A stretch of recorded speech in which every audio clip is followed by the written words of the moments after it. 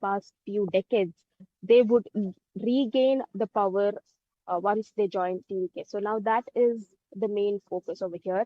By having 5 seats in their hand, it would not, be easy for TVK Vijay to form the government because the magic number is 118.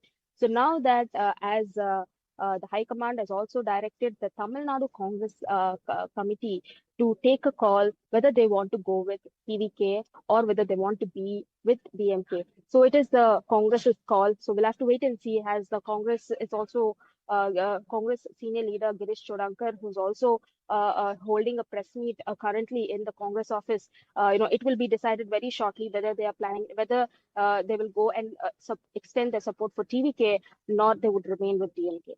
Thank you so much, Thoya, for your inputs. Now, viewers, the AIA DMK MLA meeting, which was scheduled for this morning for the first time since the Assembly election defeat, was suddenly cancelled. Now, viewers, moving on, the momentum has gathered regarding the formation of a TVK government in Tamil Nadu. And the TVK has made it clear that it is prepared to accept support from any political party with the sole exception of the DMK. Now, Vijay has also written a letter to Congress President Mallikarjun Kharge and VCK chief seeking support. And the discussions are currently underway with several parties, with priority being accorded to smaller factions to facilitate easier coordinations. Now, the Congress party has officially announced its support, while the communist parties have requested time until May 8 to make their decision. Now, the TVK is also closely monitoring the internal rifts within the AIA DMK, where one faction appears open to accepting external support, while another favors remaining in the opposition. Now, the Congress party is poised to formally extend its support to the TVK for the formation of a government in Tamil Nadu, and a letter of support from the party is scheduled to be submitted to the governor tomorrow. And viewers, however, the Congress support will be contingent upon specific coalition terms and the role it is assigned within the government. Now, this support from the Congress will come with certain conditions according to sources, and the party will insist that the TVK refrain from associating with any NDA ally and completely rule out the possibility of forming a coalition with the AIA DMK. And viewers, furthermore, sources suggest that the Congress may also consider seeking a share in political power. ऐसा कोई सगा नहीं जिसको कांग्रेस ने ठगा नहीं। कांग्रेस एक धोखेबाज पार्टी है और कांग्रेस ने हर क्षेत्रीय दल को, हर रीजनल पार्टी को उसके वोट बैंक के लिए लूटा है, यूज किया है और थ्रो किया है। अब देखें ना, बिहार में आरजेडी को यूज करके थ्रो कर दिया। फिर हमने देखा कि कैसे उन्होंने महाराष्ट्र में उद्धव सेना और एनसीपी शरद पवार जी को यूज करके थ्रो कर दिया। और इसीलिए आज जब डीएमके से काम समाप्त हो गया, सीटें मिल गई, तो वो विजय के साथ जा रहे हैं। और वहां पर उनको किस प्रकार से इंडी अलायंस जो बनाई थी उसको तोड़ने में 1 मिनट भी नहीं लग रहा। तो ये इंडी अलायंस जो है, बेसिकली इसमें कोई मिशन था नहीं। ये हमेशा ambition for position, corruption, commission और मोदी के खिलाफ ऑब्सेशन की वजह से ये एक साथ आए थे। इसलिए देखिए, इस चुनाव में भी कहां था इंडी अलायंस? बंगाल में था? नो। केरलम में था? नो। आज देश में, पंजाब में, हरियाणा में, राजस्थान में, छत्तीसगढ़ में, उत्तराखंड में कहां पे है इंडी अलायंस? कहीं नहीं है। महाराष्ट्र में भी इनका अलायंस टूट रहा है, बिहार में भी आपने देखिए क्या स्थिति है। तो कुल मिलाकर कांग्रेस पार्टी, जैसे प्रधानमंत्री जी ने बताया था, एक पैरासाइट की तरह है। उसका जैसे ही काम हो जाता है रीजनल पार्टी से, तो वो उसको यूज एंड थ्रो कर देती है। और अब उन्होंने डीएमके को भी यूज एंड थ्रो कर दिया है।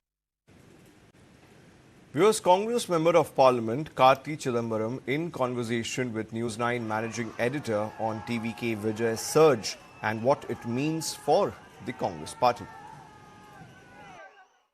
Was this change anticipated? I know you use the word the secular cut. See, I definitely anticipated the TVK to get sizable votes, but what I did not anticipate is the momentum would have kept up in the last week and the surge. That I did not anticipate. I had an internal calculation of how many percentage of votes they would get, but they exceeded it by a few number of percentage points, and that started converting seats. But there was a chatter on the street. There was a lot of social media chatter. Anecdotal conversations definitely pointed towards that. But conventional political thinking, conventional surveys, conventional feedback from party workers did not reflect this. And that is where the shortcoming was. And that's what is worrying me a little bit more about our own political mechanism. And there was a need for change, and that he tapped into that. And people trusted him. In this election, candidates were completely irrelevant. In fact, were completely agnostic of who the candidate was. The vote was for him personally and for his symbol. And it didn't really matter who the candidate was. In fact, in most constituencies, the vast number of people who voted would not recognize the candidate unless the candidate start traveling and start making themselves familiar. So this was a very different election, and he also was a very unconventional politician. He did not address the press, did not give long speeches, only did large concert-style roadshows in about 7 or 8 times, never introduced the candidates. So I think more than anything else, it was a presidential style victory for a person whom people seem to trust and who believe will be the change maker here. Why didn't Congress, go in for an alliance when he was offering so many seats? Yeah, I've always believed that he will get significant votes, and I kept revising it. And as people say, why didn't you know the number on the first step? But that's not how politics works. You keep assessing and reassessing as things unfold. But I thought he will peak at a level because there won't be any momentum beyond it because he does not have known candidates and he does not have a ground game. I thought he will not be able to go beyond, say, 25. In fact, the maximum I gave him in my internal notes was 28%. But I did not anticipate him crossing 28%. And the number I had for him was 1.4 crore votes throughout the state, but he actually ended up getting 1.7. I had a reason for why I came up with 1.4, and it was communicated with 2 people internally. But I did not anticipate this 1.7. So that surge is something which we all missed. But I said this is missed by all surveys. Even post-election surveys didn't tell us that.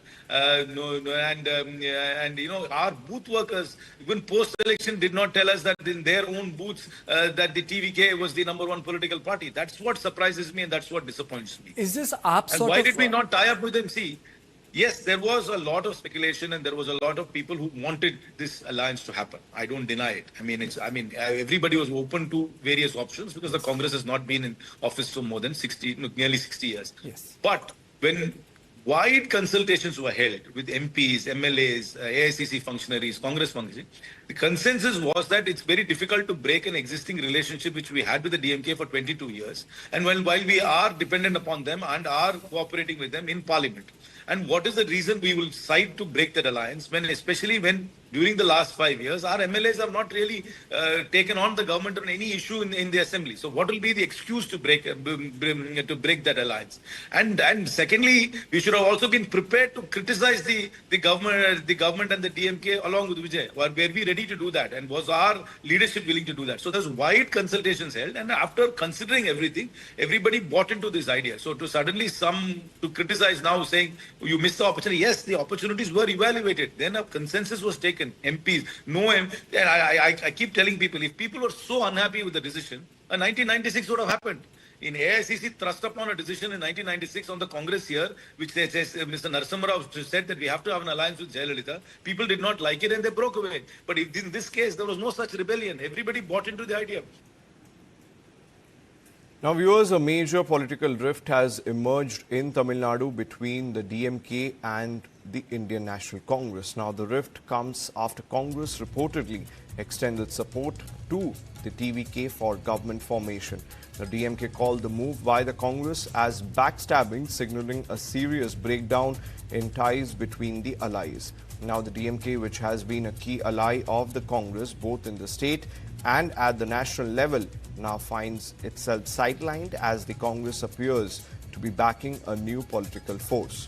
Now, the TVK led by Vijay has emerged as the single largest party but is short of a majority, making outside support crucial for forming the government.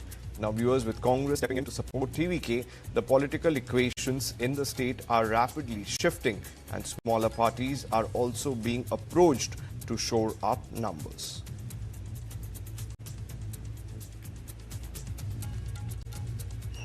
when the elections were over and TVK got good results, they did not thank the voters.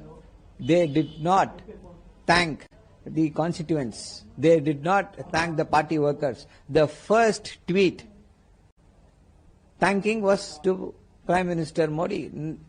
The people of Tamil Nadu will understand where Mr. Vijay's priorities lie. And the Congress is selling us the story that they want to support the TVK because they want to keep the BJP and the RSS at bay. Brothers, we know how to do that. We have already done that. We have already kept the BJP and the RSS at bay. A spectacular defeat for the ADMK.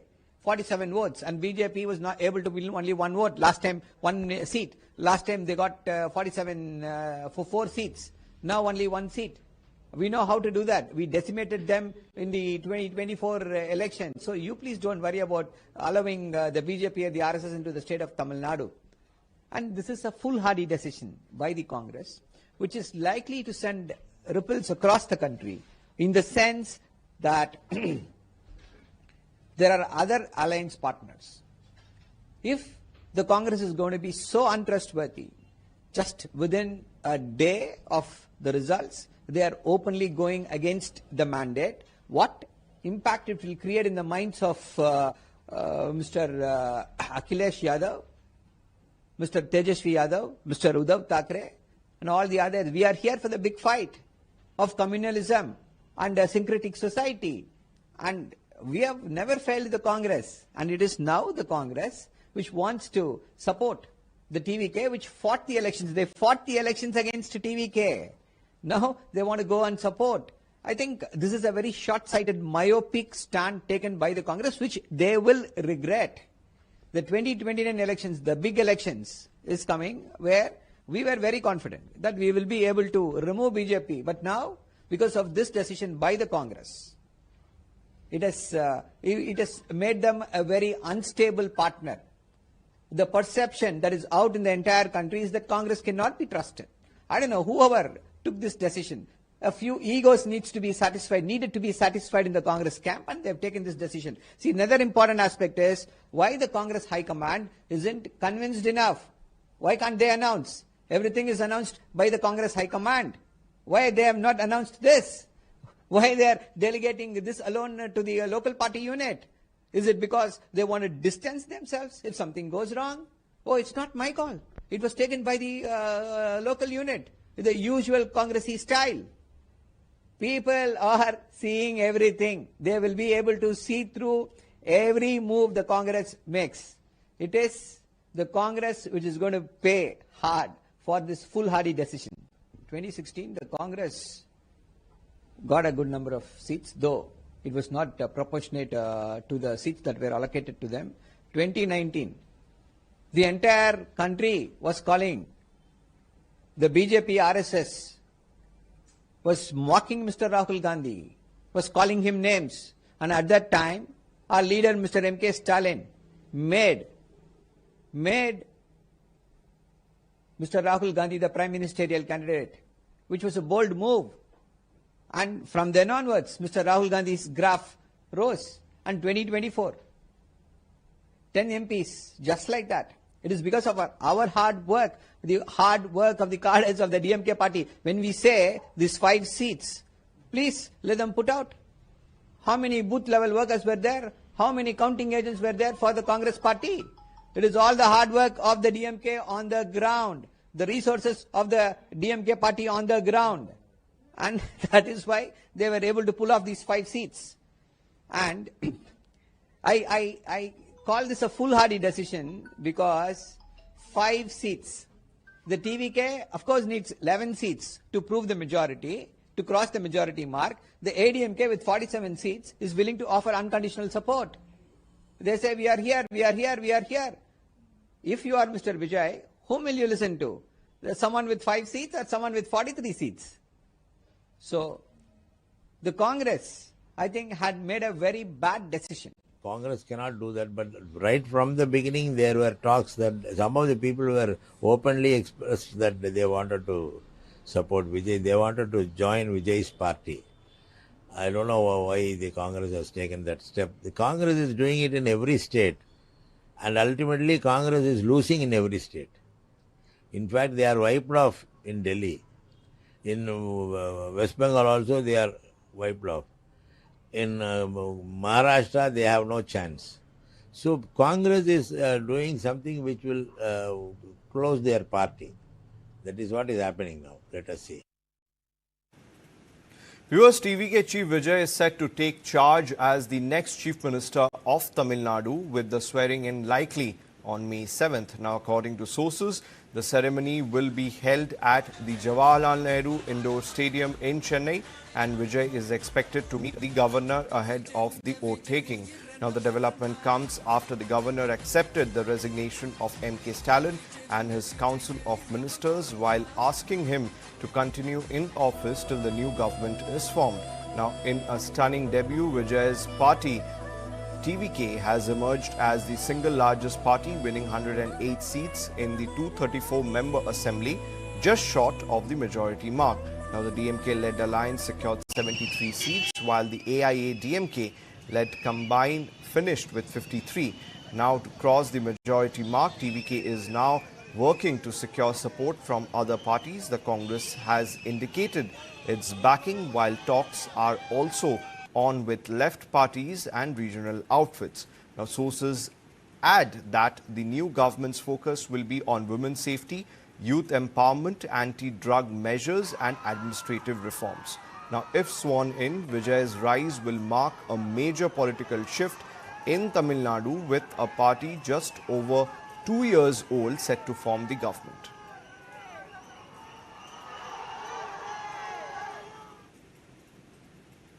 Well, viewers, with that, it's time for a short break. Please stay tuned to News9.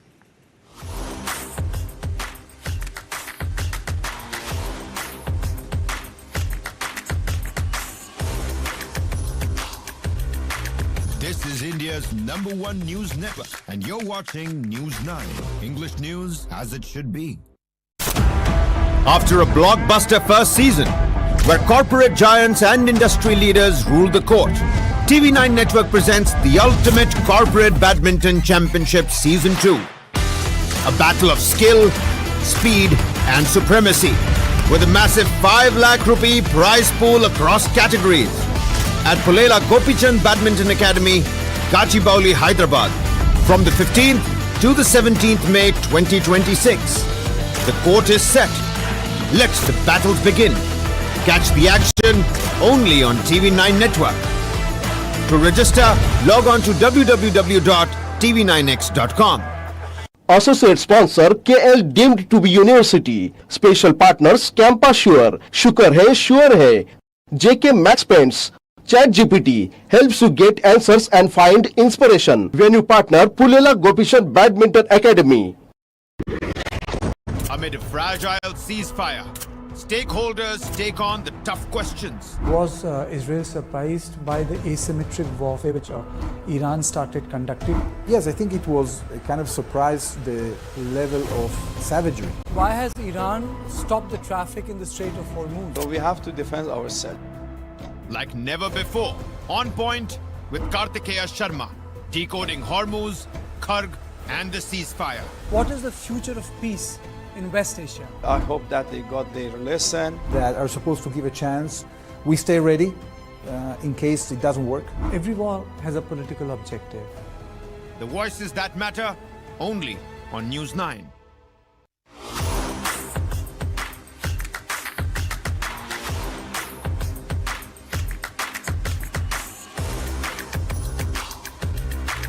This is India's #1 news network, and you're watching News9, English news as it should be.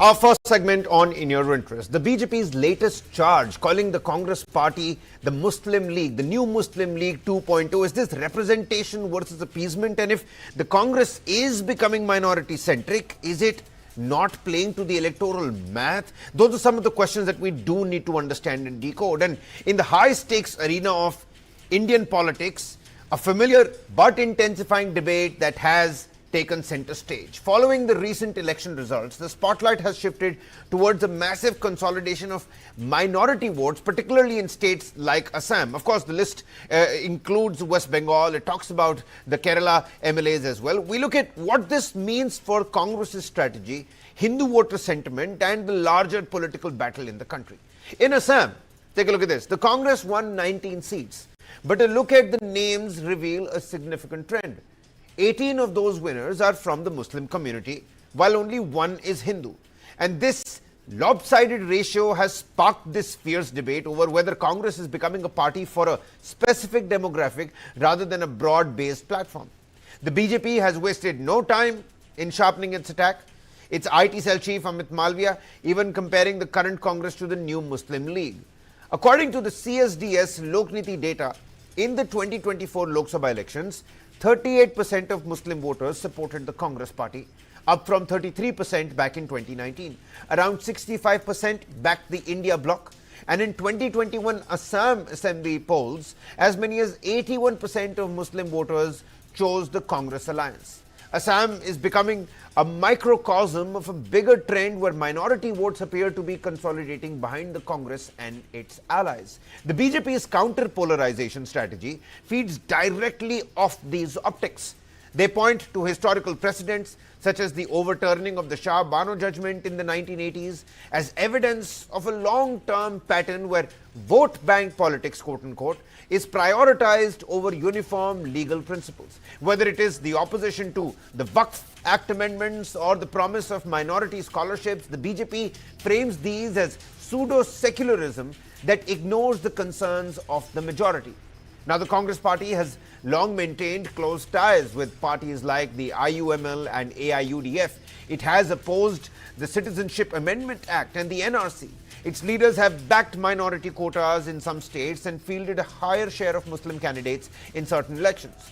On the policy front, the party has focused on welfare schemes such as scholarships, madrasa support, and initiatives that followed the Sashar Committee recommendations. Critics call this a pattern of appeasement that began decades ago. Critics say this approach has created a perception of pseudo-secularism which has pushed many Hindu voters towards the BJP over the years. Questions over vote bank politics, migration stance, and identity-driven narratives are intensifying this particular debate. And it raises the bigger question, has the Congress lost touch with the key voter base, or is this just pure perception politics at play? On the other side, the Congress firmly rejects the charge of polarization. It says its policies are rooted in the Constitution and aimed at inclusive growth. The party argues that it focuses on jobs and development for everyone and stands for unity rather than division. It believes its alliances and the positions the party is taking are necessary to safeguard secular values in a diverse and huge country like ours. We've got voices from all the realms, the big questions that we're trying to understand. If 18 out of 19 Congress winners in Assam are from one community, does the party risk losing its image as a platform for all sections of society? Are Congress's positions on personal law, on Waqf and minority institutions genuine efforts to protect rights, or do they amount to appeasement, like the BJP says, that alienates the majority Hindu community? And in the long run, will this minority consolidation help the Congress regain ground nationally? It's a saffron charge if you look at the map today. Or will it sharpen counter-polarization and help the BJP further? Meeta Nath Bora, BJP spokesperson, joining us from Assam. Many thanks for taking out the time. Arshpreet Khadiyal, spokesperson for the Congress party. Always a pleasure to have you with us. Bhanuchandran Nagarajan, political analyst, with us on the broadcast as well. Arshpreet, let's begin this with you because the charge is coming from the BJP side. BJP is trying to build this narrative. It's calling the Congress party Muslim League 2.0. And if one looks at the BJP's framing, I could be wrong, and Ms. Bora could correct me later on. The BJP's framing is that Congress means minority appeasement. There is Hindu voter alienation at large.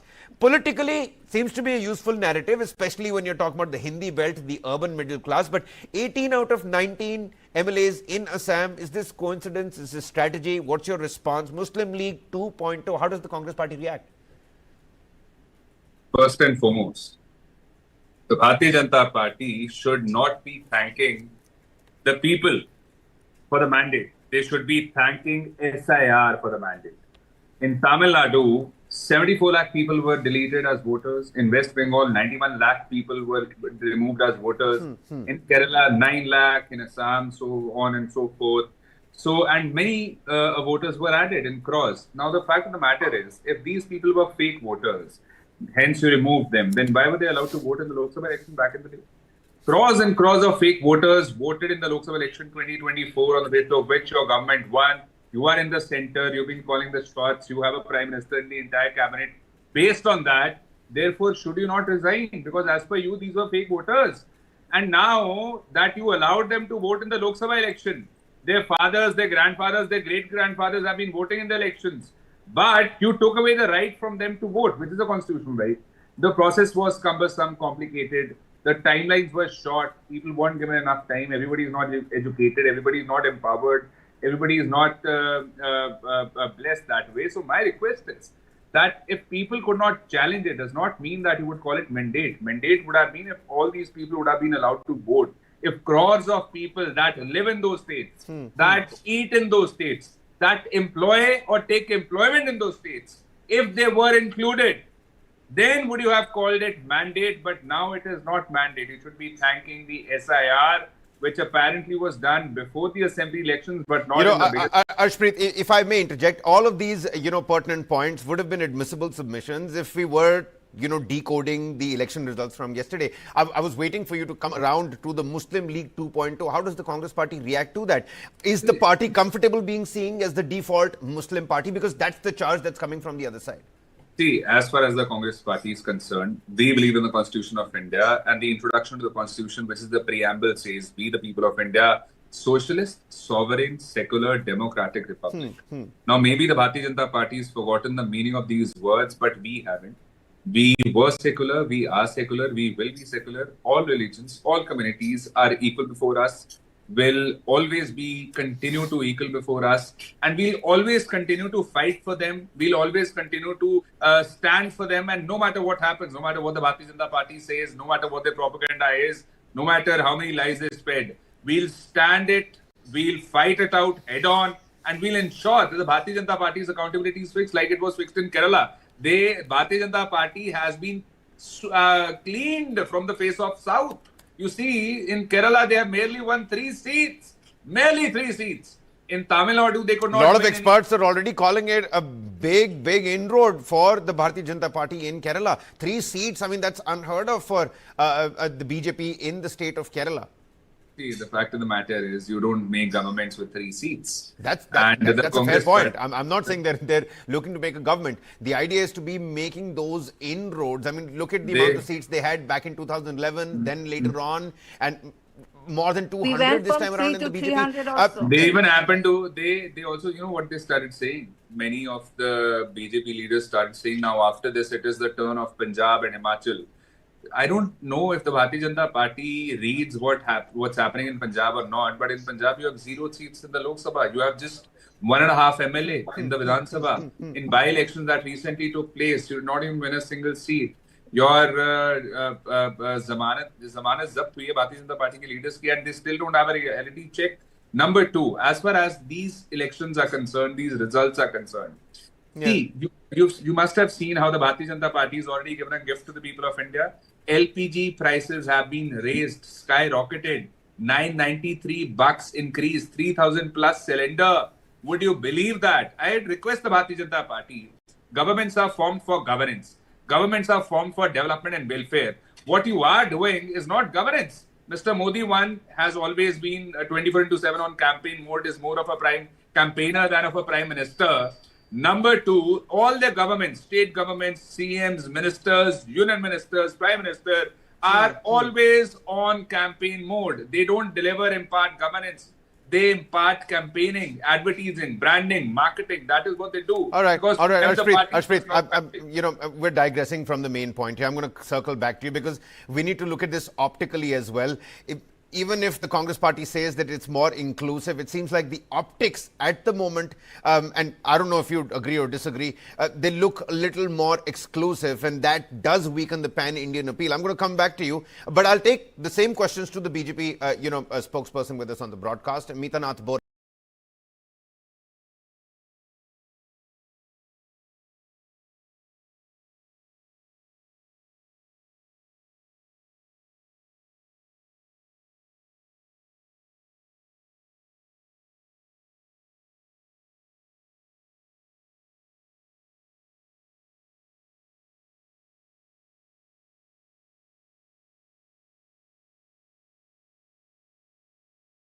So then why call it Muslim League 2.0?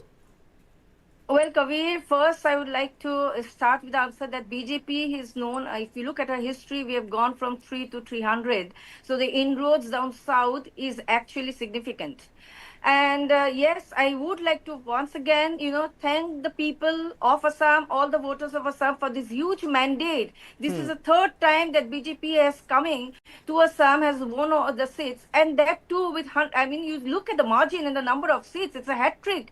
It's 100 plus. That's great. Congratulations are in order. Ma'am, let's circle back to the point. Why call the Congress party Muslim League 2.0? Yes, I'm coming to your point. I'm coming to your point. Now, you have very rightly said that the Congress, from being a Muslim appeasing party and playing vote bank politics, has today now become the Muslim League 2.0. Yes, we call them the Muslim League Congress, because if you see in Assam, it's not just 18 candidates who have won. It is 20 Muslim candidates that they have fielded, and only one Hindu has won. Now, if you have noticed, if you're studying the election in Assam, the former Congress President Bhupen Bora, who has also been a multiple times MLA, has resigned from Congress just months before the election, only on the grounds that Congress has been playing a Muslim appeasement policy, with his MP Raqibul Hussain, who is just an MP, who has given the right and the decision power to actually select and nominate candidates, and not the president. So that is the kind of difference, and he was well aware of what was happening inside Congress. He has come out openly. Not only that, you also must be knowing that in Assam, in the previous 3 to 4 months before the election, how his current MP and President Gaurav Gogoi has been found to have links with Pakistan. Ma'am, you're again digressing. You made 2 points according to the... Then you're again digressing. Ma'am, listen, understand. Muslim consolidation is a political reality. We need to understand that Muslims have been voting tactically. They don't vote emotionally. And often, more often than not, the vote goes against the BJP, and it's not necessarily for the Congress. Congress becomes the default aggregator of those anti-BJP votes, and this seems to be the coincidence. So, what I'm trying to understand, let me rephrase this. If secularism in today's time, is it a strategy or is it a stigma? Okay, let me answer this in 2 ways. Please give me my time to answer. Number one, Congress dynasty Nepo Rahul Gandhi always carries around the constitution. Now, if you look at it, the constitution is rightly, the gentleman has rightly said, it talks about secularity and equality. So I am asking, where is your secularity and equality? Because in Assam, you fielded the most number of Muslim candidates, and those who have won are Muslim. Not only that, in West Bengal, Congress has fielded more Muslim candidates than the TMC itself, 63 versus 47. And 2 of them are won, both of them are Muslim. Similar is the case with Kerala and in Tamil Nadu. So if you are saying that BJP is anti-Muslim, what is Congress? Where are the Hindus? Kerala Congress has 8 Muslim MLAs. The others are in the alliance. Importantly, when it comes to BJP, we are not anti. If you look at all our schemes and policies and benefits, not a single minority has been alienated. Importantly, when it comes to giving tickets, please remember that as far as BJP is concerned, we always follow certain parameters, and that is your service in BJP. The term number of years that you have been serving BJP, you have been working as a Karyakarta, you have been fulfilling all our goals, our ideology, our believing our ideology. You are part of the development and a nation's done that, and we are in BJP of our minorities people. We have Mr. Anthony, we have Mr. Puri, we had Mr. Abul Kalam Azam, who has been selected by the BJP as the President of India. We had Naqbiji, we had Shah Nawazji. So you cannot say that we are anti-Muslim. We are not. But at the same time, when it comes to selecting candidates, we are very open-minded that candidates who have, worked for BJP for the long term, worked in Assam for the long term. Can you show me any of the Muslim candidates who has worked for BJP? And then we can offer them the tickets. Can you list down? Can the Congress? Okay, fine. Ms. Bora, I'm going to come back to you. You've made your points as well. Yeah, very quickly, Harshpreet. I need to bring in Banu. I just have one question for the Bharatiya Janata Party. A regional minister of the Bharatiya Janata Party, recently, when Operation Sindoor was done, called Colonel Qureshi a sister of terrorists. A serving army officer of colonel level was called a sister of terrorists. Why? Does the Bharatiya Janata Party justify that statement? Would you question our army? Would you question our colonels? Fair enough. Ms. Bora, do you have a rejoinder for that? See, Bharatiya Janata Party itself, in fact, there were 2 women officials, and it was Bharatiya Janata Party who has made them the face. They were leading. So if one minister has said you cannot pinpoint out, but if you look at how the did you remove that minister? Operation Sindoor, if you look at how Operation, that's a credible point. No punitive measure against that particular minister. Banu Chandra, the political analyst with us on the broadcast, Banu Chandra Nagarajan. Strike that India look at these numbers: 18 out of 19 in Assam. The Muslim faces. Instead of answering to the question, you are digressing and changing Hindu the goalposts faces that was able to win coming the up victory. with one example. I don't mean to trigger any of these sides. Is this consolidation ideological? Is this purely tactical? Muslim League 2.0? I mean, it would make great sense if this was actually narrative building and consolidating, trying to consolidate more and more Hindu votes. But it is a reality. It trying to make a mountain out of a molehill? Congress is trying to create the ground. Ms. Bora, we'll come back to you. Boraji, we'll come back to you. A lot of time. Banu. See, let's take a big picture view, Kabir. Okay, chronology samajhte hain pehle. Okay, so the thing is, the Congress starts as a centrist party. Okay, in any state, like even in nationally, Congress starts as a centric party. It goes on like that. Then there is this attraction of a consolidated a minority vote, Muslims that vote en bloc. Okay, so they actually are lured by that, go towards that, starts appeasing. Okay, and then as they cross that, then there is some Hindu consolidation that happens, and then there's but the Hindus are divided based on caste, right? At least politically. So a caste-based party comes in and they ally with the caste-based party and they move on politically. But what has happened? So, for example, you can take the history of India, right? In the 50s, 60s, and 70s. The Congress was pretty much a centrist party. It was the big umbrella, right? And then come the 80s, like you have the Shah Banu and so on and so forth, because they start appeasing the minority community. And then they start allying with people like SP that actually bring the Yadavs along and RJD that brings the Yadav along and so on and so forth. So this is the big picture. But what has happened now is you have an opposition that is consolidating the Hindu votes apart from caste, right? They are creating the united spectrum of Hindu voters under the leadership of Modi, under like the Labharti schemes, under many things. So you have the consolidated Hindu votes and you have this minority appeasing Congress. And so that is where they are failing. If you look at UP, this has happened. If you see the same question that we put out for our internet poll as well. One second. Yeah. I'll just finish. Yeah. So this is not been the case in say Rajasthan and Madhya Pradesh, because you have leaders that have resisted this temptation, resisted this race to the bottom. Okay, so this is what the case is. And if you look at the BJP spokesperson was actually very clearly explained what has happened in Assam, right? And also Assam is also the numbers we see is also because of the delimitation, right? Like you have 23 constituencies that are actually totally minority dominated. Yeah. And in fact, there was a saying that BJP is effectively contesting in 104 constituencies. So right? after delimitation, electoral geography, the candidates' winnability, the vote consolidation, all of that has to be taken into account. I mean, just to make a sweeping remark only Muslims are being fielded. What kind of credibility does that argument really have? No, this is actually driven by the demography and driven by the politics, Kabir. Okay, and see, politicians are opportunistic, and they take advantage of. Like Congress did it before, and the BJP is doing it now. So let's actually like pause Assam for a while and look at Kerala. Okay, Kerala, it is a clear minority appeasement from the Congress. Like it allied with the Indian Union Muslim League. It actually really like pacified the Jamaat-e-Islami, which is actually like an extremist organization. But then you look at the larger numbers. 140 assembly seats, only 30 are Muslims.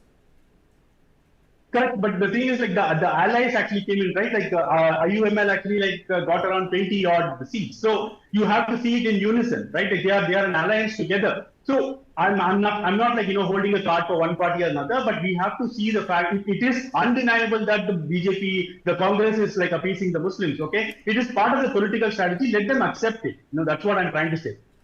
Okay. Harshpreet, what's your response here? And I do want you to touch a little bit on the optics versus balance as well. Even if this is driven by math, even if the intent is not there, are you by perception becoming this sectional party? Because people have been talking about the saffron map of the country today. That's all one can hold on in the social media and Instagram. But look at the 1980s. It was pretty much the same, but in favor of the Congress party. Then came the regional parties, 25 years of coalition that we saw, and that equilibrium sort of was broken back in 2014. So, of course, the sides will and can change, but it looks like there is over dependence on one community. Why did 79 non-Muslim candidates lose? What went wrong over there? Help us, shape this argument. See, the Bharatiya Janata Party is making defamatory, derogatory and demeaning statements about the Congress party. We will ensure that legally also their accountability is fixed. Because the Bharatiya Janata Party has now come out to have the habit of just saying anything and everything, whatever they deem fit, just because they are in the government. Today, one of their MPs, Mr. Chadda, was also saying that we have police in 21 states, so be careful, etc. So the Bharatiya Janata Party has their modus operandi, as everybody knows that. But the point here is, our constitution says everybody is equal, Article 14, which is right to equality. Our Article 19(1)(a) says freedom of speech and expression. Our Article 21 says right to life and personal liberty. Why does the Bharatiya Janata Party have biases? Why does the Bharatiya Janata Party have to be discriminatory? We say that everybody is equal, no matter what their community, no matter what their caste, no matter what their religion. Everybody deserves respect. Everybody deserves to be treated equally. But the Bharatiya Janata Party does not believe in that. The Bharatiya Janata Party is in the habit of picking and choosing. Something that has costed a lot of people dearly. Many people have felt excluded. Many communities, many minorities have felt excluded because of the Bharatiya Janata Party's way of governing, because of the Bharatiya Janata Party's modus operandi, because of the BJP's habits, and the kind of statements that they've made about certain minorities. I do not even want to repeat them because they are so disparaging and they are so denigrating. And my request to the Bharatiya Janata Party is, please understand, when a person is a citizen of India, no matter which community they belong to, you ought to treat them with equality. You cannot look down upon them.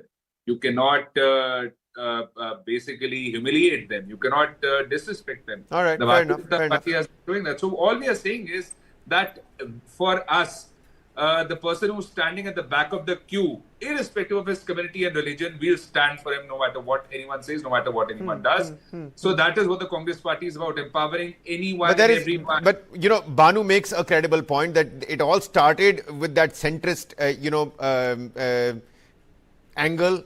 But then later on, look at where we are standing today. The numbers are speaking for themselves. Banu, I'm going to come to you in just a bit. Let Ms. Bora respond to that. Ms. Bora, Harshpreet here saying that, the BJP is being defamatory, the BJP is being derogatory. And does he have a point over there, calling the Congress party the new Muslim League? Is that overstepping the line? If 60% of a constituency is the Muslim vote bank, is the Muslim voter, should the Congress party field a Hindu candidate just for optics? It doesn't make sense now, does it? Candidate selection, I've already mentioned, talks about the demography, needs to understand the winnability factor. Wouldn't BJP field Muslim candidates in a Muslim majority seat? Well, Mr. Kabir, let me answer because I've been hearing. So it was, the Congress which has started this precedent of communalization and dividing people on based on religion. We all know about history. We all know that the iftar used to be, used to be organized inside in the Congress headquarters and in the parliament, and not in the president's house of the Congress, but never a Hindu religious festival used to be held there. So it is Congress who is the president and has the history of dividing people. As far as having a saffron wave is concerned, what is the harm? What is the harm? Haven't you gone through all the analysis where it's saying that it is BJP which believes in Antodaya. He has been talking, but it is BJP who has ensured that the last house at the last border receives the full benefit, unlike what Mr. Rajiv Gandhi has said, that when he actually issues 100 rupees, only 15 rupees goes to the people at the bottom. It is BJP who is ensuring that the bottom of the people receives everything, irrespective of religion, caste, community, whereas it is Congress which has always been divisive. And in fact, all this electoral victory of BJP is showing the Congress is reality. Let them accept the fact. It is not only the Hindus, but it is the Muslim population who are getting our benefits and are now voting for BJP. It has happened same in West Bengal. It has happened in Assam. You are yourself saying that the demography and geography of Assam has changed with a large number of Muslim population across 16 to 22 districts. If that is so, how has BJP got around 100 seats? 100 plus seats. Who has voted? Now earlier it was EVM, now it is about SIR. In Assam there was no SIR. Who has voted? Where has these new voters come to Assam? These are Muslims. No, of course, the Congress party in shambles in Assam. There is no two ways about it. You're absolutely right on that particular front. If you look at the voter religious division, you will find a lot of Muslims who are voting for BJP. They have now come to understand that BJP does not do communal politics. This is what Congress agenda is, because they have always done all right, we hear you. Banu, I need to slip into a commercial breather here. But, before we do that, the final word to you, final 30 seconds, is identity politics now irreversible in India? And of course, the point you were trying to make. Yeah, so it's not just the Congress, Kabir, even the regional parties fall into the trap. If you look at Samajwadi Party, if you look in Uttar Pradesh, if you look at RJD in Bihar, if you look at TMC in West Bengal, Muslim vote is absolutely divided. Muslim vote, Muslim caste is absolutely divided. No, I'm just so what is happening is for the same Muslim pie, you have the regional party, you have the Congress, and then an extreme party or AMMIM or AAUF and all these people. So what is happening is so BJP is romping home because the minority votes, which is in opposition to them, is getting divided. Okay, so that is the politics. The BJP is dominant. We're going to leave it at that. Ms. Bora, many thanks for speaking to us. Harshpreet, many thanks for speaking to us here as well. Congress spokesperson. And Banu, always a pleasure to have you with us here on News 9.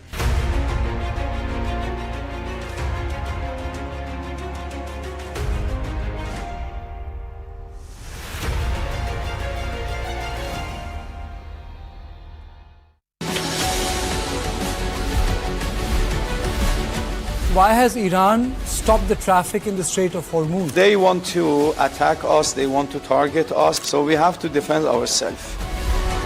They are punishing countries outside the region as well, like India, and countries in South and East Asia. The big problem that they've created now is the closure of the strait. Ultimately, the main purpose of this exercise is, frankly, to prevent Iran from obtaining a nuclear weapon. Whenever they've got involved in a war on behalf of somebody else, there isn't been just an altruistic purpose.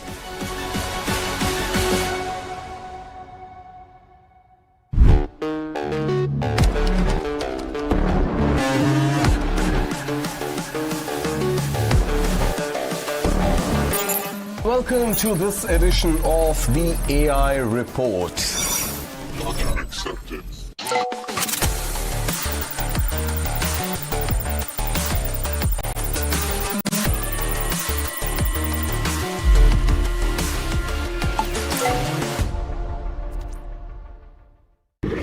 Amid a fragile ceasefire, stakeholders take on the tough questions. Was Israel surprised by the asymmetric warfare which Iran started conducting? Yes, I think it was kind of surprised the level of savagery. Why has Iran stopped the traffic in the Strait of Hormuz? So we have to defend ourselves. like never before. On point with Kartikeya Sharma, decoding Hormuz, Kharge and the ceasefire. What is the future of peace in West Asia? I hope that they got their lesson. That are supposed to give a chance. We stay ready in case it doesn't work. Every war has a political objective. The voices that matter, only on News 9.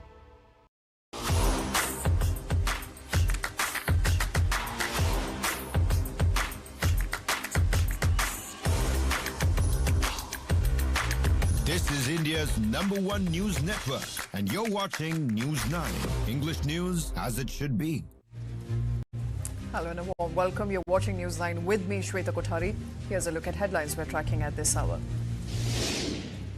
To suspected IED blast in Jalandhar and Amritsar, police confirm that in Amritsar, unidentified individuals threw an explosive device into the cantonment from the outside.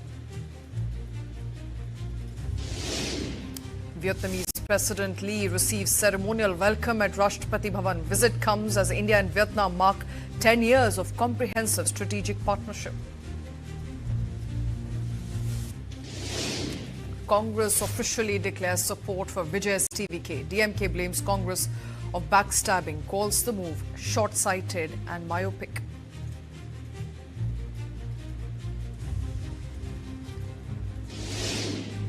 Political churn for possible alliance continues in Tamil Nadu as TVK and Vijay write a letter to Congress leader Mallikarjun Kharge and VCK chief. AIADMK split over backing Vijay's TVK. EPS and Channamunugam at odds. Kovai Satyan says the ball is now in Vijay's court for a possible alliance.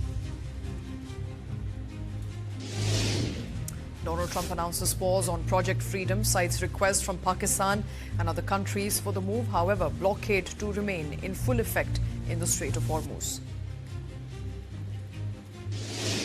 U.S. Secretary of State Marco Rubio announces end of Operation Epic Fury, says offensive stage of the war with Iran is now over.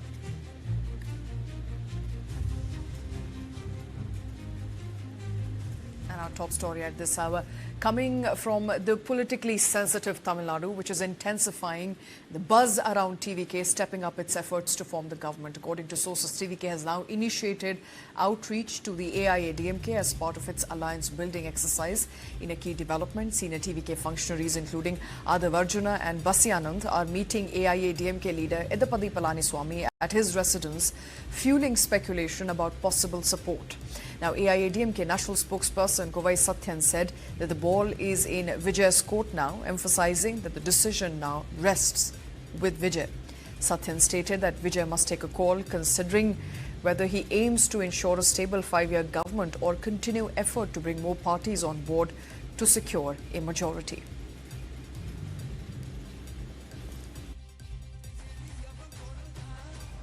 Absolutely, there is no question of AIADMK splitting.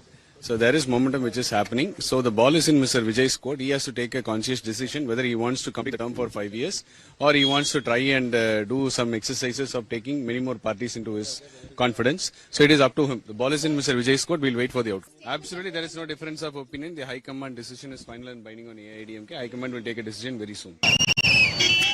Meanwhile, sources now indicate that TVK Chief Vijay is scheduled to meet Governor R.N. Ravi later this afternoon at about 3:30 p.m. to stake claim to form the government. And political activity is abuzz in Tamil Nadu as TVK is now stepping up effort to form the government. According to sources, TVK has now initiated outreach to the AIADMK as part of its alliance building exercise. Now, this is a key development as TVK functionaries, including Adav Arjuna and Basi Anand, are meeting AIADMK leader Edappadi Palaniswamy at his residence, possibly fueling the speculation of an alliance going forward. Now, AIADMK national spokesperson, meanwhile, spoke to the media. Kovai Satyan said that the ball is now in Vijay's court, therefore emphasizing the decision now rests with Vijay, whether he wants AIADMK's support or not. Now, Kovai Satyan further stated that Vijay must take a call considering whether he aims to ensure a stable 5-year government or continue efforts to bring in more parties on board. In a sense, implying that with AIADMK's support, TVK can continue to reign for 5 years without challenges. But if Vijay seeks support of smaller parties to form the government to reach the majority halfway mark of 118, then there could be instability in the future. Now, sources also indicate that TVK Chief Vijay is scheduled to meet Governor R.N. Ravi later this afternoon at 3:30 to stake claim to form the government.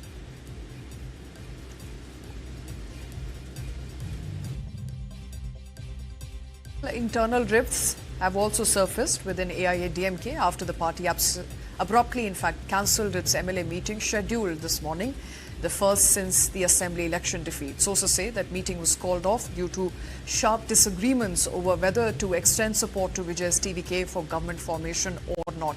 The issue has exposed a clear divide within the party, with one faction reportedly open to backing the TVK while other is opposed and prefers to remain in opposition. Despite the cancellation, around 40 AIA-DMK MLAs are expected to gather at senior leader Shanmunugam's office in Chennai.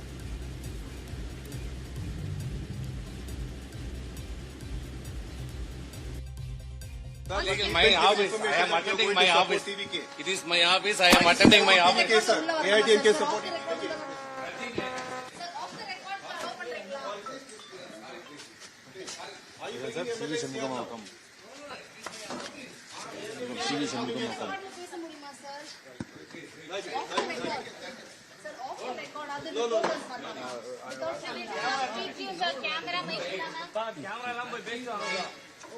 Everything is open. Everything is open. Supporting TVK.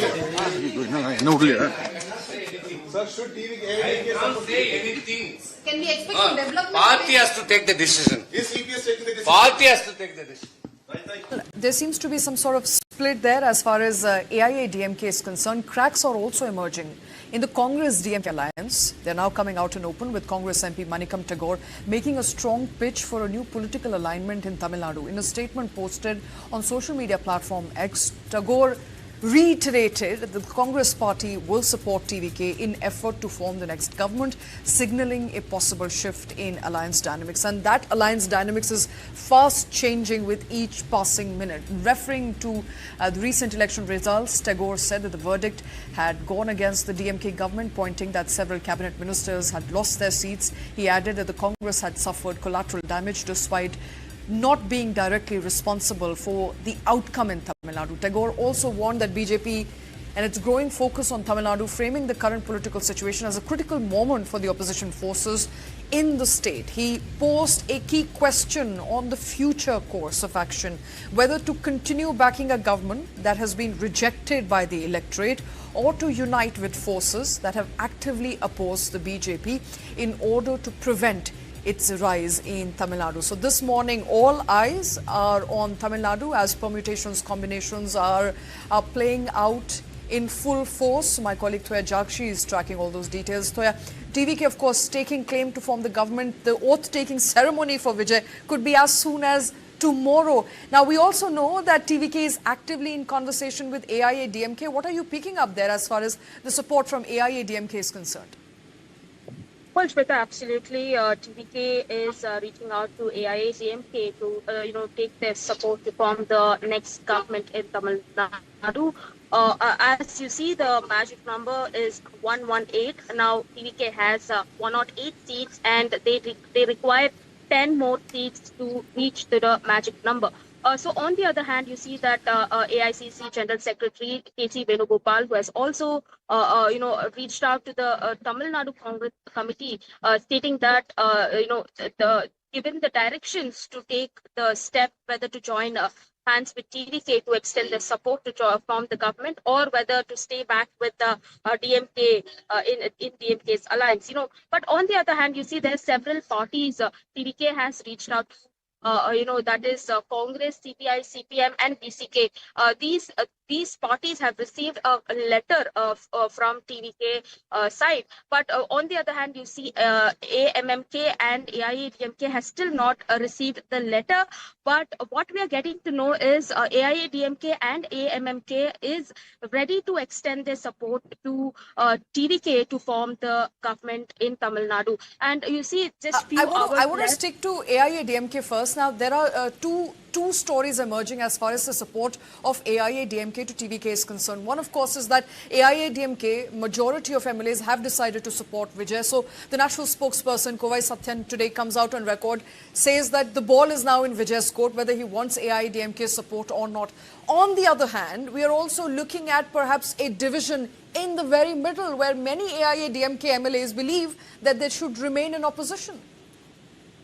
Well, of course, Shweta, you know that the first thing yesterday, there were almost more than 15 MLAs who has gone and met EPS and had a meeting with them. One of the MLA from Lalgudi, Lima Rose, has also, given out a press meet saying that the talks are still ongoing with TVK. And if at all the TVK is, if at all AIADMK wants to extend their support to TVK, it will be under the leadership of Edappadi K. Palaniswamy. So now the question is the 40 plus MLAs who are extending their support to TVK, that is CV Shanmugam and SP Velumani, the both former AIADMK ministers and who are currently MLAs for AIADMK. The newly elected MLAs from the AIADMK are also willing to extend their full support for for TVK to form the government. But you see, what the latest we are getting here is, they are going to support TVK, from outside. So basically, they're going to submit a letter to TVK and they would be supporting TVK from the outside. They are not going into the party, but they are going to support TVK from the outside. This is the latest that we are getting at this point. And by today evening, the AIADMK is also will submit a letter, stating that they will be, extending their support for TVK to form the government. As you see, on the other hand, on May 7th, that is tomorrow at 11:30 a.m., Vijay is expected to, take his oath as the 18th Chief Minister for Tamil Nadu state, Shweta. All right. Tomorrow, Vijay is going to take oath as the 18th Chief Minister, perhaps also one of the youngest Chief Ministers there as far as the state of Tamil Nadu is concerned. Before I let you go, DMK is now calling out Congress in a big way, saying that you are backstabbers. Now, you decided to support us. Now, you're going ahead and supporting TVK. What are you picking up there? The Congress party has come out and open, saying that they will, in fact, support TVK. Well, of course, Shweta, you know that there were several, we have only discussed during the seat sharing talks that happened between the DMK and Congress. Congress had made several compromises and then finally accepted 28 seats plus one, that is Rajya Sabha seat. After several compromises, finally, when the Congress demanded for a power share in the government, MK Stalin had ruled out power sharing, from any alliance parties. And now that Congress High Command has come out saying that, we would extend support for Vijay. That's what even KC Venugopal yesterday has also stated, that Vijay has reached out to with a letter to AICC President Mallikarjun Kharge. And now that even Congress MP Manikam Thakur has also stated that we have to be in power, so we will, extend our support to Vijay, and we will help, Vijay to form the government. That's what it's looking like. But on the other hand, DMK calling Congress a betrayal because Congress all these years they were in, they were in. alliance with DMK, and now that they are also wanting to be in power. So that is the reason they're taking this step, and High Command has also directed them that it is up to the state Congress unit whether they have to extend their support to Vijay or not. So that is the reason now it is all left to the Congress state unit whether they have to extend their support, because now around 2 p.m. Girish Chodankar is expected to address a press meet in the Congress office. So we'll have to wait and see what kind of decision will be made in that press conference, and what kind of input we will be getting from that press conference as well, Shweta. Absolutely. Would be fair to say at this point that TVK is spoiled for choices. They will have to make a decision, and make a decision rather soon if they want to form the government. And the oath-taking ceremony, of course, for Vijay is slated for tomorrow. Toya, thank you very much for those details. But as momentum is now gathering regarding the formation of TVK government in Tamil Nadu, the TVK has made it clear that it is prepared to accept support from any political party, with the sole exception of the DMK. Vijay has also written a letter to Congress President Mallikarjun Kharge, VCK chief, seeking support. Vijay is also reaching out to CPI and CPIM by writing to them letters.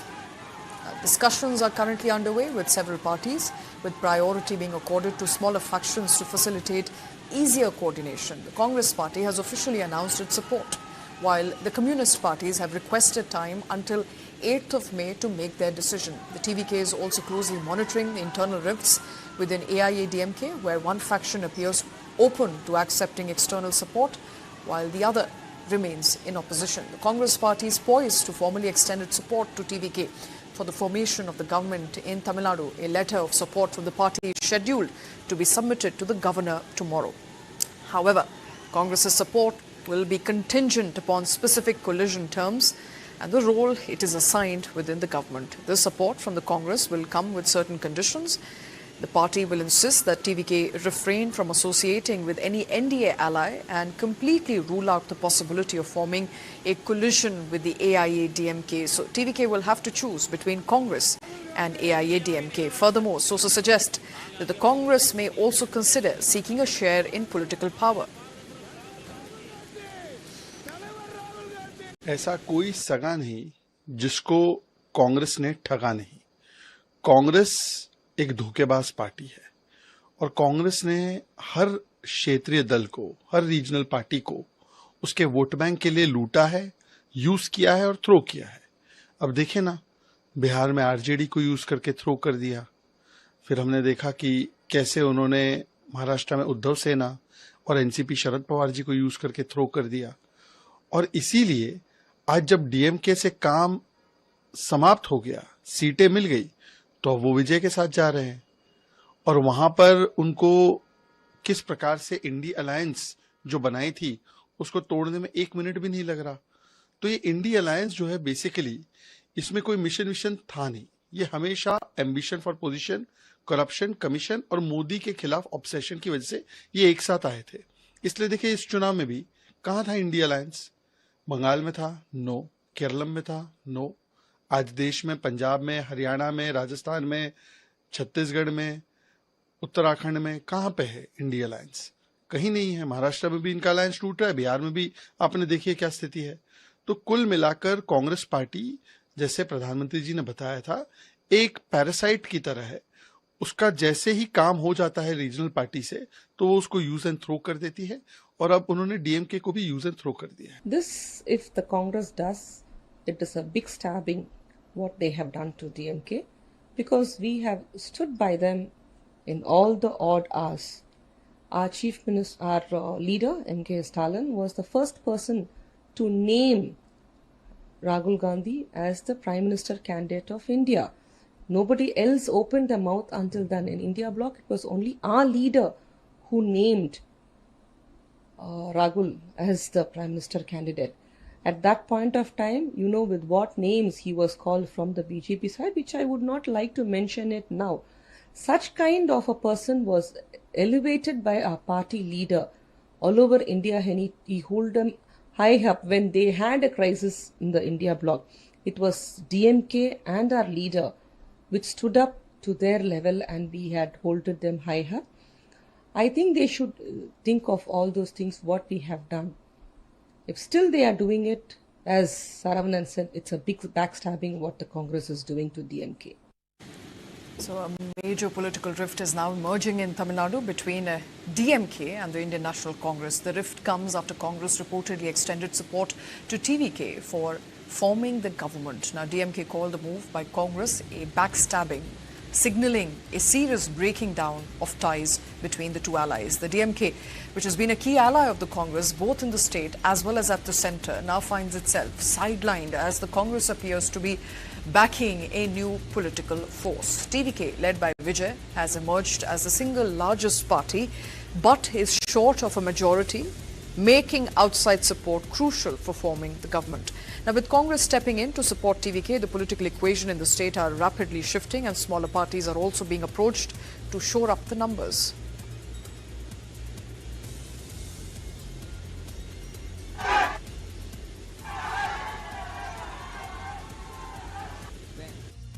The elections were over and TVK got good results.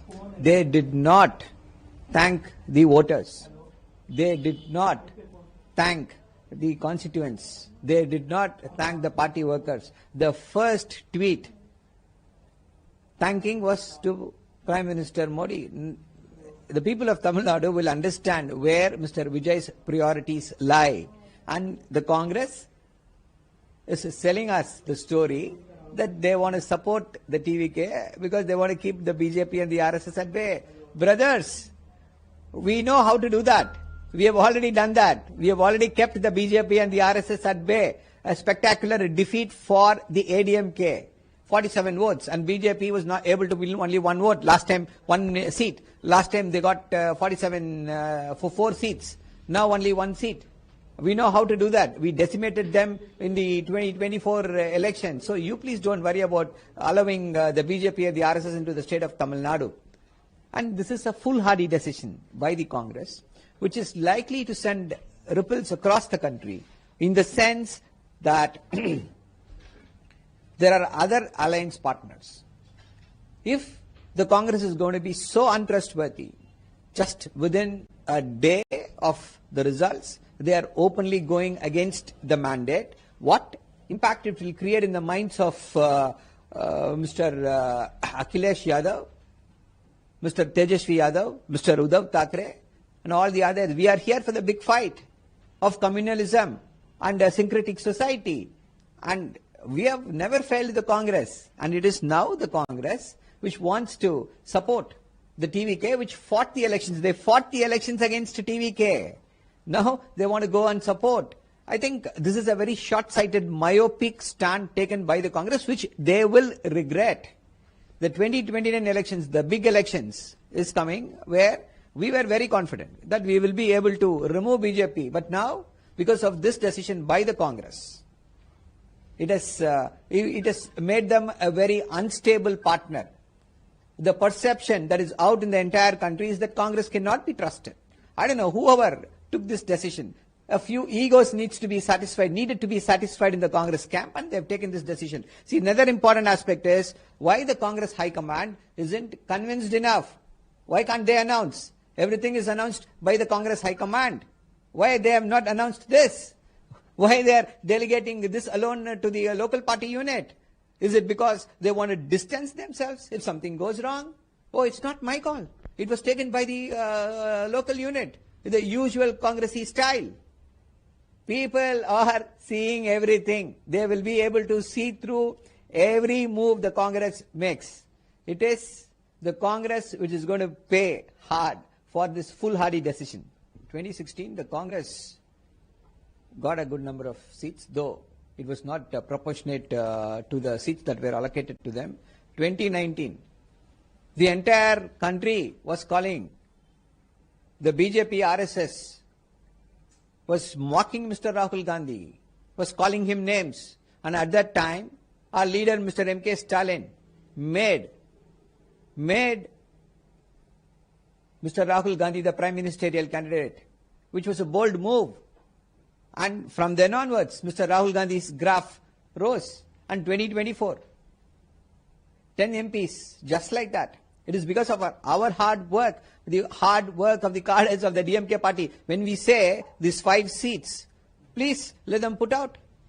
How many booth level workers were there? How many counting agents were there for the Congress party? It is all the hard work of the DMK on the ground, the resources of the DMK party on the ground. And that is why they were able to pull off these 5 seats. And I call this a foolhardy decision because 5 seats. The TVK, of course, needs 11 seats to prove the majority, to cross the majority mark. The ADMK with 47 seats is willing to offer unconditional support. They say, we are here, we are here, we are here. If you are Mr. Vijay, whom will you listen to? There's someone with 5 seats or someone with 43 seats? So, the Congress, I think, had made a very bad decision. All right, breaking news coming in on the show. AIADMK is now set to extend support to Vijay's TVK for forming the government. According to sources, the party is planning to offer support from the outside, a move that could significantly strengthen TVK's position as it looks to cross the majority mark of 118. Sources say senior leaders including CV Shanmunagam and SP Velumani have played a critical role now in pushing this decision within the party. The development comes amid internal discussions within the AIADMK over its post-election strategy, especially after the party's recent electoral setback. And AIADMK is now set to extend support to Vijay's TVK for forming the government, albeit from the outside, something my colleague Thoya Jakshi was pointing out earlier as well, that AIADMK could support TVK from the outside to form the government, and that's exactly what the sources are also suggesting to us at the moment, that AIADMK is planning to give support to TVK from the outside, which means they may not hold a berth in TVK's cabinet, there may not be any political power sharing, but the support of 40 AIADMK MLAs will be enough for TVK to form the government. My colleague Thoya Jakshi is joining in once again. Thoya, you know, as we were discussing earlier, AIADMK now says we will give support, albeit from the outside. Well, of course, Shweta, AIADMK has decided to extend their support from outside to TVK to form the government with the majority. It will not participate in the government, but AIADMK is going to submit a letter, to the government. Stating that they would be supporting TVK from outside, and more than 40 newly elected MLAs are expected to offer their support too. Now, the decision was jointly taken by the senior leaders of AIADMK, CV Shanmugam and SP Velumani. The sources also indicate that General Secretary Edappadi K. Palaniswamy has also agreed to this decision, and likely AIADMK is also likely to exit the NDA alliance, Shweta. All right. Those are interesting details now emerging at this hour. It's a crucial juncture for the TVK as it looks to form the government, and TVK Chief Vijay is all set to take charge as the next Chief Minister tomorrow. We're now given to understand that AIADMK is now ready to give support from the outside, which means that the government of TVK will sustain, albeit at this point they may also tie up with the Congress party. We don't know, those details haven't come out just as yet, but the support of those 40 MLAs would be crucial enough for TVK to form the government and for that matter, Thoya Jakshi, and run that government successfully for the next 5 hours. It's going to be a substantial support, but has AIADMK now able to bring all its MLAs together? We were hearing earlier that there were factions within AIADMK, MLAs who were not in agreement with each other? Well, like I previously mentioned, Shweta, that few MLAs had already met Edappadi Palaniswamy last evening, and they had also had a consultation meeting with EPS regarding to this. And like I mentioned, that one of the MLA, Lima Rose, has also stated that the talks with TVK is still ongoing, and the decision was not yet made. But till yesterday, SP Velumani, the former minister of AIADMK, whom is also a current MLA, who was not in the picture. But this morning, it is confirmed that the decision for extending your support with the 40 MLAs, backing to extend the support for TVK where CV Shanmugam and SV Velumani, who has made this decision. And, AIDMK General Secretary Edapadi K. Palaniswamy has also accepted to this decision as, the people of Tamil Nadu who want TVK Vijay to, become the chief minister. So now it is high time that AIADMK to also, extend their support to TVK to form the government with all their 40 plus MLAs. And now currently also there is a constellation meeting which is going on at EPS residence in Chennai, where already several MLAs are already here reached EPS's residence. And today evening, by end of the day, it is expected that they would give a letter with all the 47 MLAs names, newly elected MLAs names. And tomorrow, as I said, the Chief Minister going to be Chief Minister Vijay will swear in as the 18th Chief Minister for Tamil Nadu, Shweta. Right, interesting developments there coming as far as the state of Tamil Nadu is concerned. In fact, sources say that senior leaders as CV Shanmugam and SP Velumani played a critical role in pushing the decision. Now, at this point in time, we also know that Vijay is trying to court other regional parties. Congress party with its 5 MLAs have already extended support.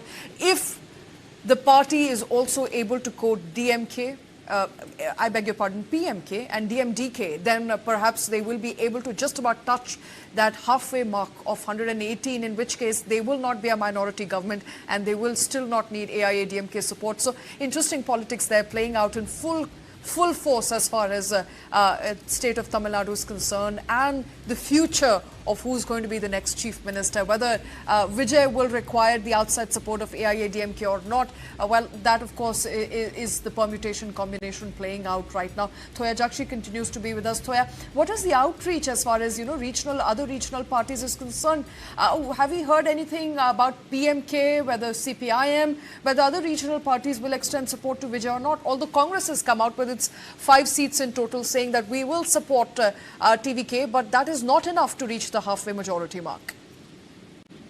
Well, like I said, Shweta, this Congress has officially given out a statement that Congress is officially announced that they would be extending their support for TVK, and it is also said that they have also stated that our support shall be conditional upon the TVK keeping out from this alliance any communal forces that not believe in the Constitution of India.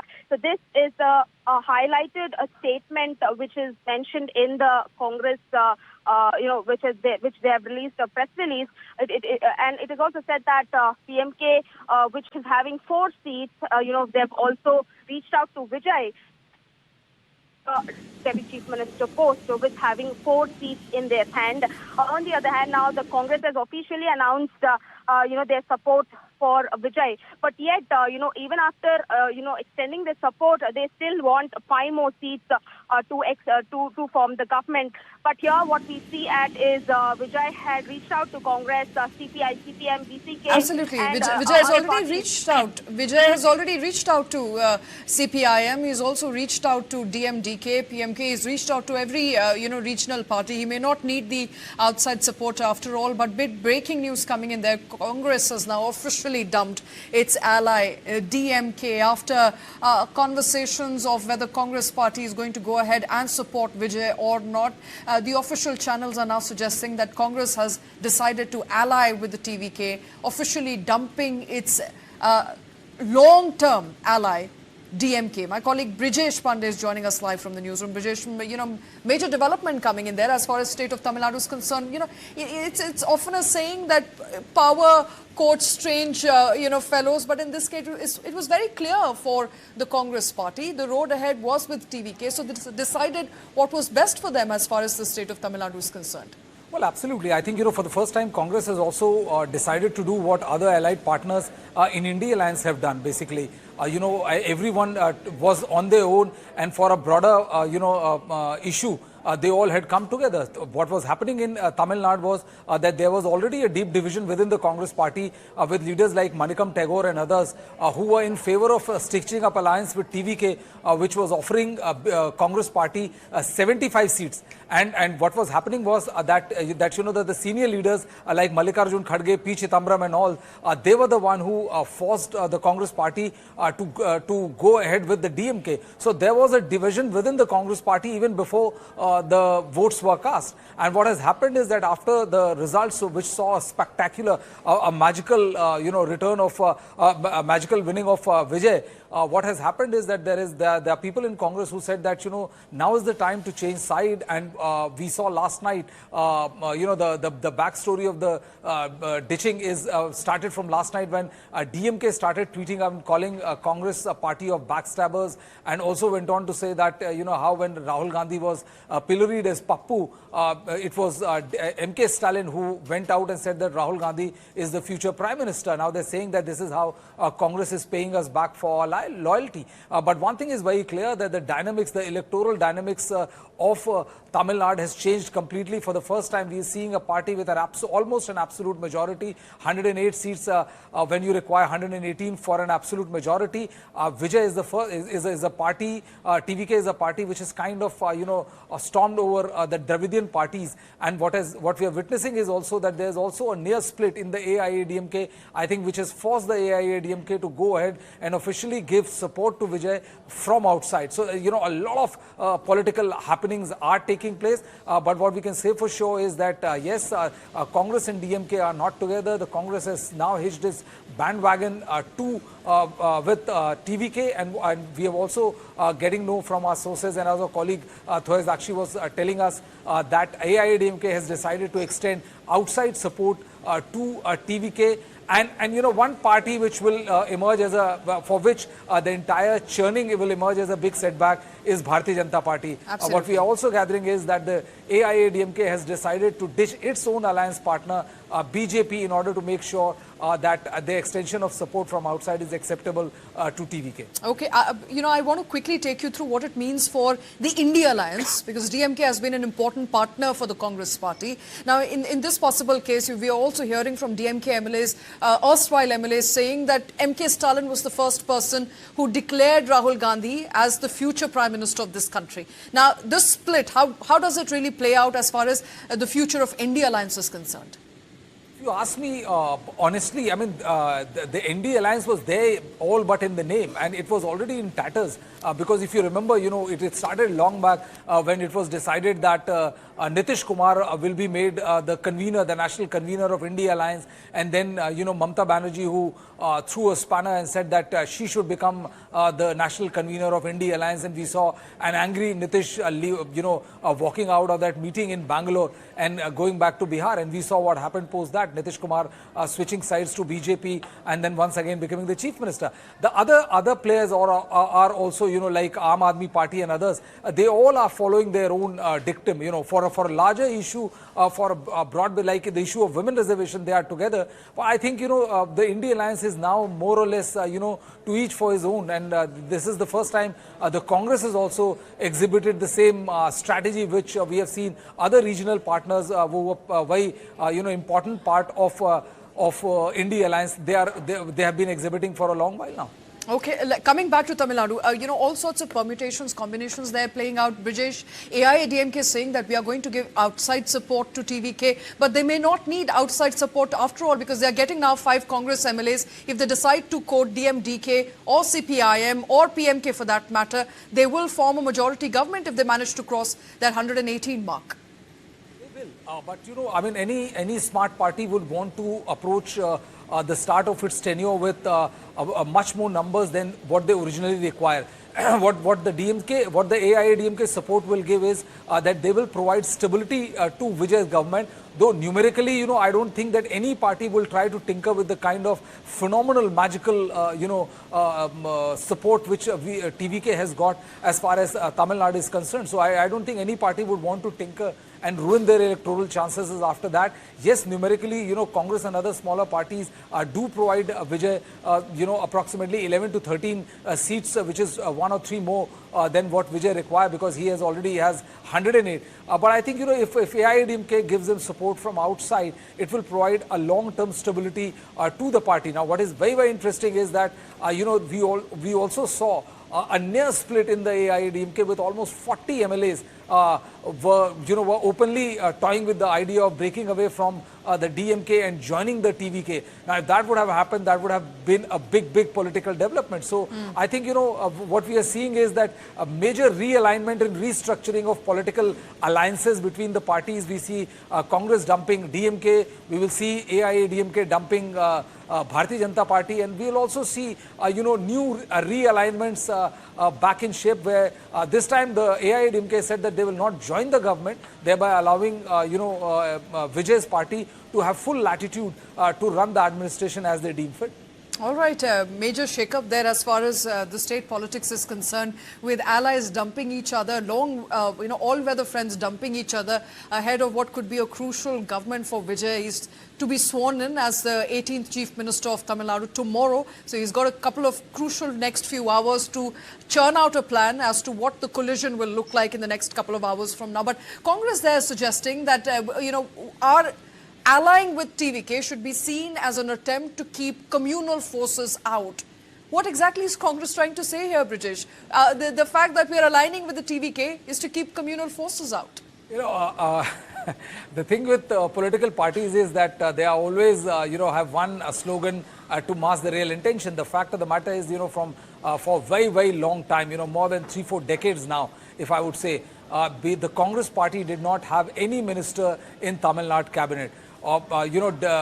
We saw, a lot of back and forth, and even Stalin was not very happy with Rahul Gandhi and the way the Congress was trying to punch above its weight. Now, usually we have seen all the regional parties, be it Akhilesh Yadav in Uttar Pradesh or other political parties who are regional but very powerful regional parties, they've always complained about Congress party, saying that they always try to punch above their weight. Now, what has happened is that with this realignment, the Congress has also staked claim to get at least 1 or 2 ministry, and asking specifically for 1 cabinet minister. So for the Congress party, if this deal strikes, because if you go by what Vijay has been saying about Congress party, what Vijay's father, who formed the TVK, has been saying about Congress party, I think it's going to be a very natural alliance between the Congress and the TVK. For the BJP, for the Congress party, the icing on the cake, other than a potential chance of getting a cabinet berth or a ministerial berth, if I will say, it is the dumping down of the BJP by the AIADMK, and that would be like, in middle of all the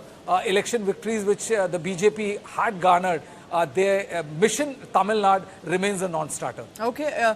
This is where the classic phrase in Hindi goes, "Dono haath mein laddu." I think Congress is going to have "Dono haath mein laddu" while aligning with the TVK at this point. But also important to point out that of the certain conditions that they have, as you pointed out, one of course is the fact that they want a cabinet position in the new government. The other is, of course, that TVK should stay away from AIADMK.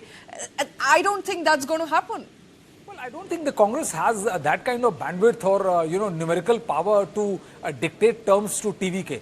What they're doing is that basically there's a reality and there's this public posturing. So what the Congress party is doing is that it is doing public posturing right now. I think AIADMK is also aware of the fact that that they've been dealt a very body blow by the Tamil Nadu electorate, so they also don't want to do anything quickly which may result in a further loss of face, and that is the reason why there are 2 groups within the AIADMK. I think 38 to 40 MLAs were of the opinion that we should split the AIADMK and join the TVK. The other half, and it looks like that there's a consensus within the AIADMK that they should support Vijay from outside. So I don't think that Congress is in a position to dictate who TVK should ally with or not. I think the one common bone of contention which both the AIADMK and the TVK and the Congress and all were common was the inclusion of Bharatiya Janata Party along with AIADMK.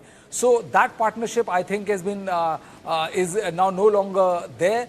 There's no BJP is not the alliance partner of AIADMK, and I think it is perfectly acceptable for the TVK, because if you remember before the vote, when the votes were cast on 23rd, Vijay was also in active talks with AIADMK. So it's not like, with the 108 seats in its kitty, Vijay would like to be dictated by the Congress party, who has only 5 MLAs. And as, DMK put it very bluntly, that they won all those 5 because of us and not of their own, electoral reach and all. So I think, what the Congress is saying is basically for public posturing. I think they would be extremely interested in getting a cabinet berth or a ministerial berth in the Tamil Nadu cabinet, which would end a very, very long vanvas for the Congress party as far as, having a minister of their own in Tamil Nadu. All right, interesting politics there playing out in full force, and maybe more clarity will emerge in the next couple of hours. Thank you very much, Brijesh, for all those details. We'll keep tracking all those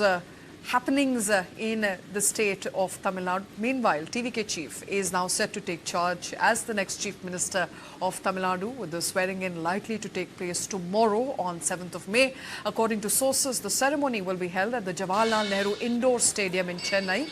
Vijay is expected to meet the governor ahead of the oath-taking ceremony. The development comes after governor accepted the resignation of MK Stalin, his council of ministers, while asking him to continue in office till the new government is formed. In a stunning debut, Vijay's TVK has emerged as the single largest party, winning 108 seats in the 234-member assembly, just short of the majority mark. The DMK-led alliance secured 73 seats, while AIADMK-led combined finished with 53. To cross the majority mark, TVK is now working to secure the support from other parties. Congress has indicated, in fact, Congress has now openly backed, not only indicated, it has now said that it is going to back TVK. Talks are on with other left parties and regional parties, as we discussed. And sources indicate that the new government will be, of course, focusing on what TVK chief said in many of his speeches earlier, which is women's empowerment, youth empowerment, anti-drug measures and administrative reforms.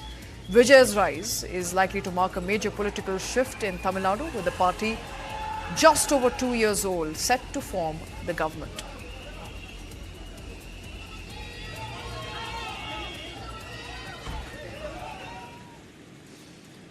And moving on, reports of post-election unrest have now emerged from several parts of West Bengal, raising concerns over law and order in the state. In Kolkata's New Market area, visuals circulating on social media appear to show a group allegedly damaging shops with a bulldozer. Eyewitness accounts and TMC leaders have claimed that security personnel, including police and central forces, were present at the scene during the incident. Separately, allegations have surfaced from Jagat Ballavpur, where a party office belonging to TMC was reportedly set on fire. Similar claims of violence and vandalism have been reported from districts, several other districts, with accusations of politically motivated attacks following the announcement of the election results. In the North 24 Parganas, Shamnagar area, bulldozer-related demolition were also reported. According to local sources, a structure identified as Biswa Bangla was brought down, in fact, despite objections from the residents. Some locals have alleged that the construction of the wall had earlier been supported by political figures, adding to tensions surrounding the demolition. TMC leaders have strongly criticized these incidents, describing them as indicative of a deteriorating law and order situation. They have also questioned the role of law enforcement agencies and the Election Commission, alleging inaction.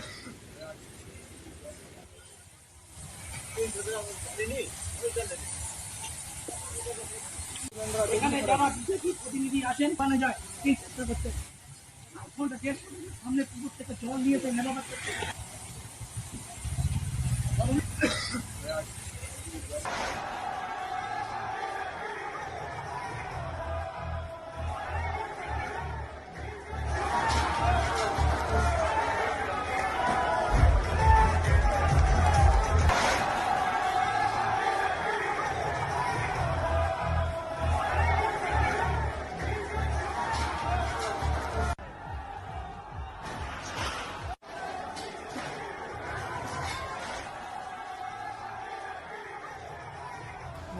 Former Trinamool Congress MLA Manoj Tiwari has made explosive allegations against his own party, claiming that he was asked to pay 5 crore rupees for a ticket ahead of the recent West Bengal elections. Speaking to PTI, the 40-year-old said his political journey with TMC has come to an end after he was denied a ticket from the Shibpur constituency in Howrah.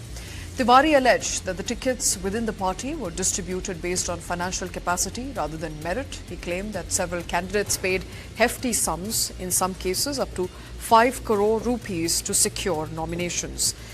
The former cricketer said he refused to comply with such demands, which ultimately cost him the opportunity to contest the elections.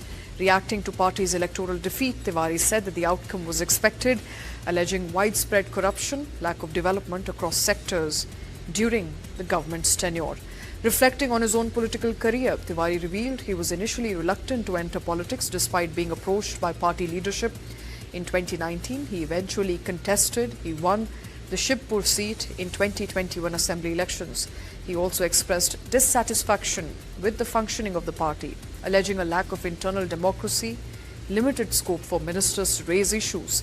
According to him, key concerns such as drainage and sewage problems in Howrah remain unresolved despite repeated appeals. Tiwari further claimed that he personally funded certain development projects, in fact, in his constituency when official support was not forthcoming.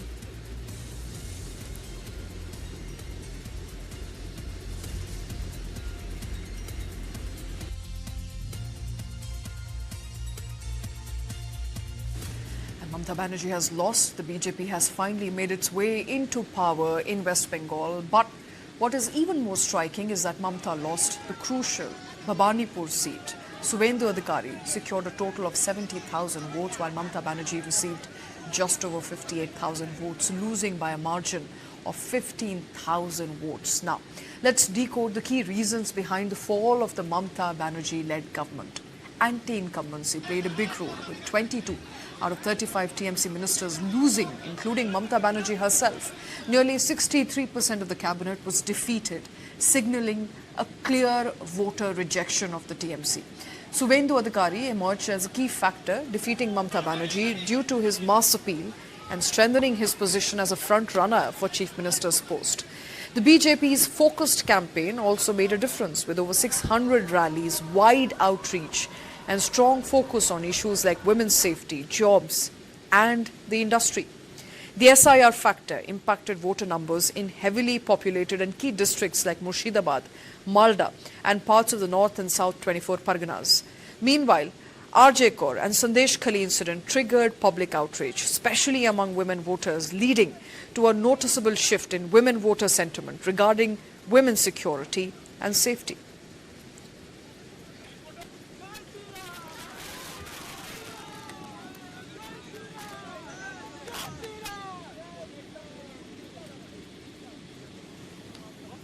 After the West Bengal poll results, where the BJP has secured a massive victory and TMC has suffered a major defeat, Chief Minister Mamata Banerjee has sparked a fresh political row with her statement.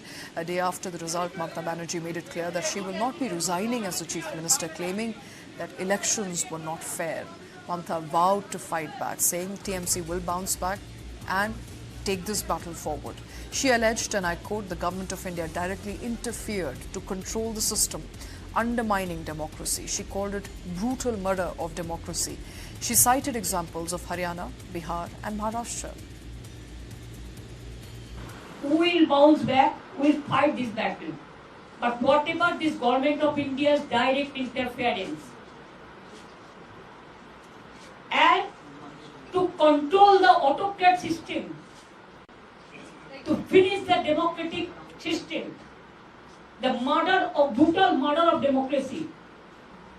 In this line, they won in Maharashtra, in Bihar, in Haryana, and other states. They were not able to fight it out, but we fought it just like a tiger, and we will fighting, and we will be fighting. All we are together. Mamata Banerjee further claimed that from Kolkata to North Bardhaman and Birbhum and from South Bengal to North Bengal, BJP workers are carrying out atrocities. From Bhangor to Barashak, Barashak to Degonga, Degonga to Kolkata, Kolkata to North Bengal, North Bengal to Jungle Mahal, all areas, South Bengal to North Bengal, Bardhaman to Birbhum. BJP, along with goons, started atrocities, and they think that some people may go for their bindings, but heartily they are not. And please remember that police is totally inactive. And amid the continuous cases of post-poll violence and clashes in West Bengal, miscreants have opened fire at a police team accompanied by central forces in another incident which was patrolling the region. The incident took place in the Bamangeri area under the jurisdiction of Nazat police station. And according to sources, the officer in charge of the Nazat police station, police constable from Rajpuri outpost and a female police official sustained gunshot wounds. Additionally, 2 jawans from the central forces were also shot at. The incident took place in Sandeshkhali in West Bengal earlier today, where multiple police officers as well as central force workers were fired at. All the injured were taken to the Minakha Rural Hospital, following which they were separately transferred to other hospitals in Kolkata. Upon investigation, the agencies recovered a bag filled with bombs from the incident spot.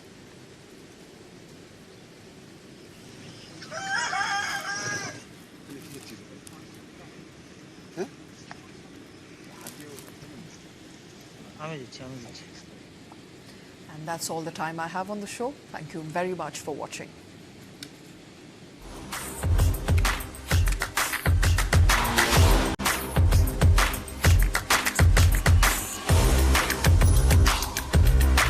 This is India's #1 news network, and you're watching News9, English news as it should be. बेबो का एक ही rule, रोज खाओ अंडे without भूल। Summer में energy हो जाती है कम, खाओ अंडे एनर्जेटिक रहो हरदम। स्ट्रेंथ और पावर मिले हर रोज विद प्रोटीन्स एंड मिनरल्स का daily dose. Eggs are cool, cool, cool, yes, eggs are cool, cool, cool, yes, eggs are cool, cool, cool. Sunday हो या मंडे, रोज खाओ अंडे। After a blockbuster first season, where corporate giants and industry leaders rule the court, TV9 Network presents the ultimate corporate badminton championship season 2. A battle of skill, speed and supremacy with a massive 5 lakh rupee prize pool across categories at Pulela Gopichand Badminton Academy, Gachibowli, Hyderabad from the 15th to the 17th May 2026. The court is set. Let the battles begin. Catch the action only on TV9 Network. To register, log on to www.tv9x.com.